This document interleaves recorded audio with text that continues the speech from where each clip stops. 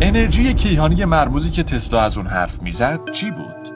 نیکولا تسلا در اواخر زندگی خودش از نوعی انرژی کیهانی صحبت میکرد که ادعا داشت میتونه سنگین ترین ماشینالات رو بدون نیاز به هر سوختی به حرکت درآورد. حالا با دقت به صدای او گوش بدید. Electric power is everywhere present in unlimited quantities. It can drive the world's machinery without the need of coal, oil, gas, or any other fuel. This new power for the driving of the world's machinery will be derived from the energy which operates the universe. تسلا تو بخشی از حرفاش از نوعی انرژی کیهانی صحبت میکرد. با مرگ تسلا هیچ موقع این پروژه مرموز به اتمام نرسید و سوالات زیادی بدون جواب موند.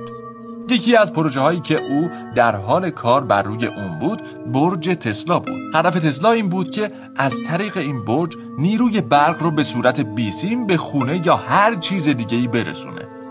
بلند پروازی‌های تسلا فقط به این پروژه ختم نمی‌شد. دوربین ذهنخوان یا کشتی‌های هوایی از پروژه‌های دیگه و جنجالی اون بودن.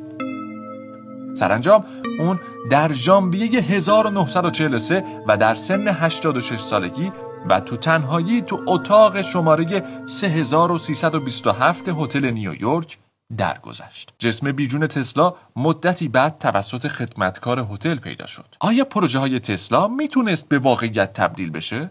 نظرتون رو برامون کامنت کنید.